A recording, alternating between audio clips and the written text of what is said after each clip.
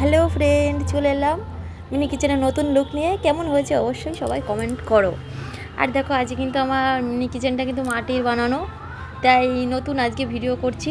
আজকে সাজিয়েছি কেমন সেটাই দেখাবো। আরও কিছু নতুন জিনিস কিনে নিয়ে এসেছি, সেগুলোও দেখাবো। চলো দেখো, এখানে নিয়ে এসেছি একটা স্টিলের কলস, আর ছোট ছোট দুটো গামলি নিয়ে এসেছি পিতলের, আর একটা বড় একটা গামলিও নিয়ে এসেছি স্টিলের। তো আরও অনেক কিছু এনেছি। আমার ভিডিওটি তোমরা দেখতে থাকো, আর কেমন লাগছে অবশ্যই কিন্তু কমেন্টে জানিও।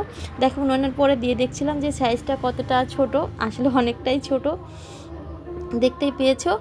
আরও একটা থালাও নিয়ে এসেছি, আরও অনেক কিছু নিয়ে এসেছি। আর এটা আমি হাতে বানিয়েছি ডাস্টবিন। কেমন হয়েছে সবাই কিন্তু কমেন্ট করবে। আমি এটা ইউটিউবেতে দেখেছিলাম, সেভাবেই বানিয়েছি। যাই হোক, ভালোই হয়েছে মনে হচ্ছে। তোমরা কমেন্টে জানাবে কেমন হয়েছে। আরও অনেক জিনিস নিয়ে এসেছি, দেখতে থাকো। রান্নাঘরটা বানিয়েছি, তার জন্য একটা ঝাড়ুর প্রয়োজন, তাই একটা ঝাড়ুও নিয়ে এসেছি। একটুখানি ঝাড় দিয়ে আমি দেখছি যে কেমন হয় এটাতে। আসলে অনেক সুন্দর হয় ঝাড়ুটাতে ঝাড় দিতে।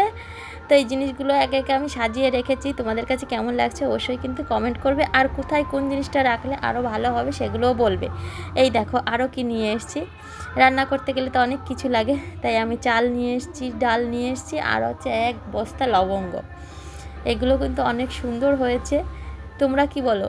একটুখানি কমেন্টে জানাও কেমন হয়েছে। ঠিক এগুলো কোথায় রাখবো আমি বুঝতে পারছিলাম না, তাই তোমরা যদি একটু কমেন্টে বলো যে এখানে কোথায় রাখলে আমার জায়গাটাও ভালো লাগে, আবার জিনিসটাও দেখা যায়। যেহেতু ক্যামেরাটা তো সব কিছু আনতে হবে, রান্নাঘরটা অনেকটাই বড়, দেখতেই পেয়েছো অনেক কিছুই রেখেছি। তো আমার এইগুলোই ছিল।